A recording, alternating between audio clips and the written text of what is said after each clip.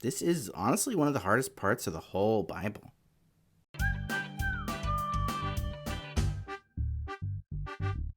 Hey guys, it's me again, Douglas, and today I'd like to keep talking to you about Moses, and specifically I'd like to talk to you about Moses and the tabernacle. Tabernacle means like tent or dwelling place. Now, after God had rescued his people from slavery, he brought them out of Egypt. God's people were kind of in the wilderness for a little while, and when Moses went up on Mount Sinai to receive the law from God, like right before the whole thing with the golden calf, God started to give to Moses instructions about the tabernacle, God's plan for dwelling, for living with his people. Now, this plan for God to live with his people was honestly very complicated because God couldn't just simply walk around with his people because he's God and they are not. Like when God showed himself to the Israelites, when he gave them the 10 Commandments, like he spoke to them from Mount Sinai, the people, they could not handle it. They told Moses, they were like, you go talk to God. We don't want to hear that again. And like God's goodness and his glory and his majesty cannot be around sin. Really, it's the other way around. Sin cannot be around God. And so God gave very, very detailed instructions about how they were supposed to build the tabernacle, how they were supposed to build this tent for God to live in. And in this tabernacle, there was a courtyard, and in that courtyard, there was a place to make sacrifices, and there was a place to wash up, so that you could go into the tent, which was split into two different sections, the holy place and the most holy place. And God himself would come and live in the most holy place. And if you went into the most holy place and you had not been cleansed, you had not been ceremonially cleaned, you died. No sin and no impurity of any kind could be with God. But God wants to be with his people, and people sin. And like when God would come and dwell in the most holy place, in the tabernacle, the Israelites all around could see it. They could see his presence descending on the tabernacle. And when he would descend, like when they were traveling out in the desert, they would wait and stay there. And then when his presence lifted up out of it, they would pack up the tabernacle and they would follow God. And then when he stopped, they'd set up the tabernacle again and he would descend into the tabernacle again. Now, there's this thing that happens all the time. It's happened to me before, happens to a lot of Christians. Someone will say, you know what, I want to read my whole Bible. And so they start reading at Genesis, and as they're going, they get to Leviticus. So it's Genesis, Exodus, Leviticus. And I'm the kind of person who likes stories. And in Genesis and Exodus, there's lots of stories, really interesting stories. But then you get to Leviticus, and really kind of the end of Exodus also, and it's lots and lots and lots and lots and lots of rules. And lots of instructions about the tabernacle. And lots of instructions about what and how to sacrifice. And for us Christians, a lot of these things don't really apply to us. And so lots of people will start reading the Bible and then they'll get to Leviticus, and it's not even necessarily that they'll say, I quit, I'm done, I'm not reading my Bible. It's mostly just like they slow down and then they just kind of pretty much slowly, quietly give up. I am a very firm believer that everything in Scripture is God-breathed. Everything in Scripture is very, very important. And that includes all these rules about the tabernacle and all these rules about sacrifices and the law, things that you should and should not do, and all these instructions for things that make you unclean, and all these instructions for feasts and festivals. Even if a ton of these things don't apply to us anymore as Christians, they're still important, and there is always something to learn. One of the things that sticks out to me is that, I really do think that there is like an element of individuality when it comes to serving God and worshiping him. But with how meticulous God was with explaining how to build the tabernacle and explaining what the Israelites should and should not do and how they should make their sacrifices and how they should celebrate their feasts and festivals, I think it really shows that we don't just get to totally make up our own version of how we're going to serve God. And though God's dwelling place looks very different now than it did then, we'll talk about that in a minute, and though we don't make sacrifices like they made sacrifices, we'll talk about that in a minute too, I think that it is very important for us to worship God the way he wants to be worshipped. And I think it's very important that we serve him the way that he wants to be served. If we try to just, completely do our own thing, that's like idolatry. That's making up a false god instead of serving the one true God. Now, when I say worship, I think a lot of us think of just music. And music is part of worship, but worshiping God is about how we live, not just what we sing. And actually, I think what we sing is one of the things we can be most individual about. I think the real problem comes when we try to say, I don't really like what God said here. I want to do things my own way. Or, maybe I liked this one thing that God said, but I don't really like this other thing God said. And so I'm just going to focus on that one thing, and I'm not going to pay attention to this other thing. This other thing isn't important. This thing that I like, that's important. This other thing that God said that I don't like, that's not important. When we start doing that, that is a really, really terrible thing. When we are doing that, we are worshiping God wrong. And when we look at the story of Moses and the tabernacle, when the Israelites, when they did not worship the way God told them to worship, people died.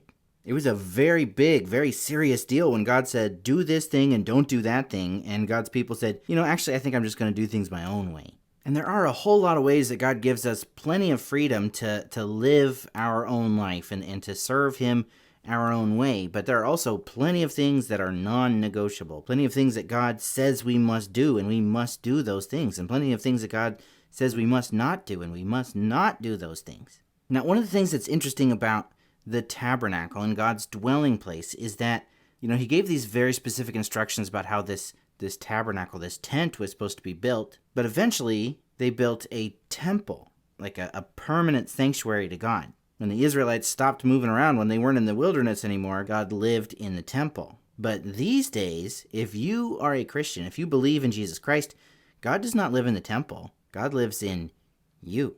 You are the temple. You are the tabernacle. You are where God dwells, where God lives. If you believe in Jesus Christ, God lives in your heart. That's why these rules about how to build the tabernacle don't really apply to us anymore. These are very specific instructions, very clear commands that God gave that aren't really for us because we don't have the tabernacle anymore. And the same goes for sacrifices. There's lots and lots of instructions that God gave to his people about how to make sacrifices in the tabernacle and in the temple, but we don't follow any of those anymore because Jesus is our sacrifice. He is the sacrifice once for all. Jesus paid for our sins in a way that the sacrifices in the Old Testament never could. Those sacrifices could make it so that God could be with his people, but they kept having to make more and more and more and more sacrifices all the time because people were sinning more and more and more and more. But because of what Jesus did for us, because Jesus died for our sins, and he took the penalty and the punishment that we deserved, if you believe in him, then you have been washed white as snow. Your sins are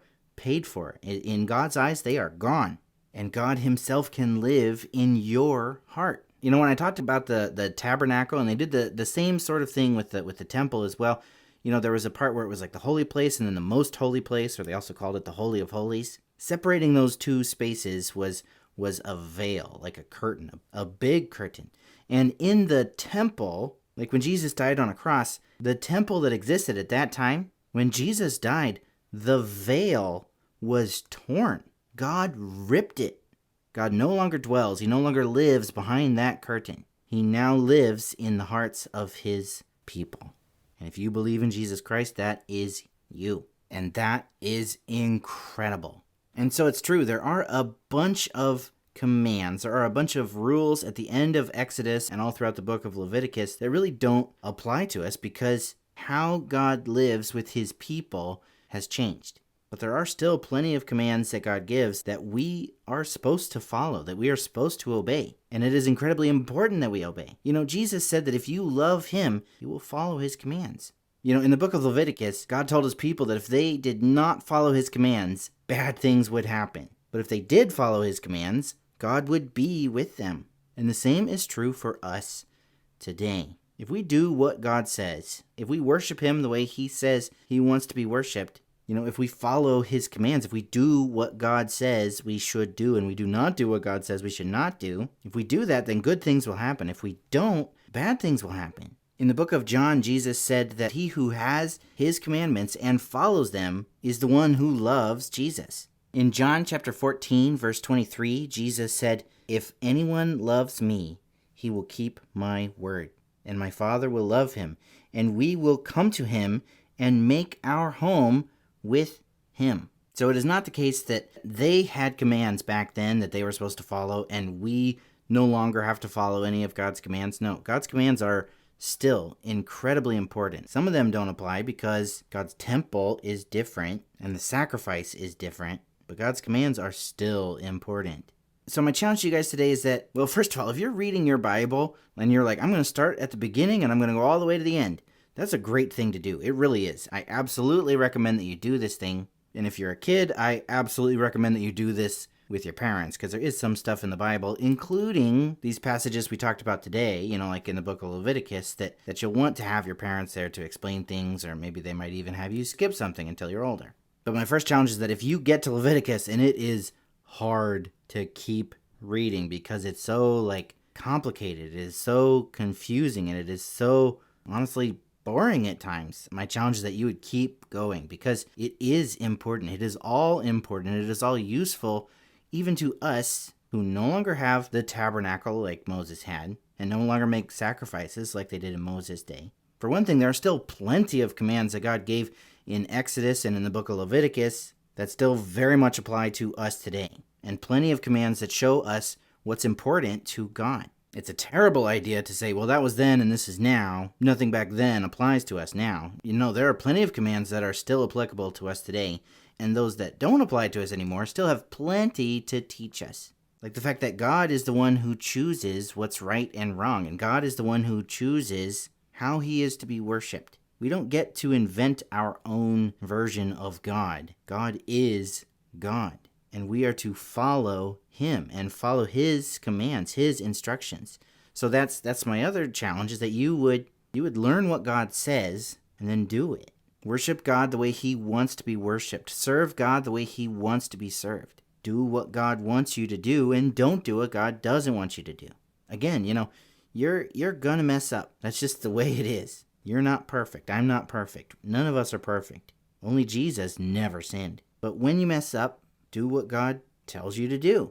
The Israelites back then, they were told what to do when they messed up, and they had specific sacrifices for specific sins, and even sacrifices for stuff that wasn't necessarily sin, but still made them unclean. These days, Jesus is our sacrifice. 1 John 1:9 says that if we confess our sins, he is faithful and just to forgive us our sins and to cleanse us from all unrighteousness.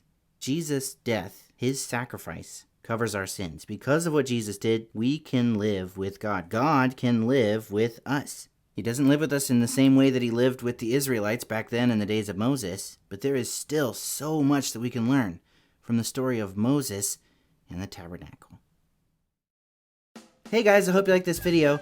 And yeah, I have absolutely said to myself, I'm going to read through the whole Bible, and then I started in Genesis, and then when I got to Leviticus, it was just hard because there's so many rules, so many regulations, so many very, very, very detailed specifics about how they should build a temple and how they should sacrifice and how they should celebrate these feasts. And I have since, pushed through, and I have read my whole Bible with the help of my parents, and it's really genuinely worth it. And it's not just push through, get through this hard part, and then you'll get to good stuff. No, there really is good stuff, important stuff, for us as Christians in these instructions about the tabernacle and these instructions about sacrifices. How God dwells with his people is different now. God lives in our hearts if we believe in Jesus Christ instead of living in the temple. And the sacrifice for sins is very different. We don't sacrifice animals. Jesus died for us. His sacrifice was the ultimate sacrifice, the final sacrifice. But God's instructions to the Israelites about how they should worship him can still teach us a lot today about how we should worship God now. There is so much that we can learn from the story of Moses and the tabernacle.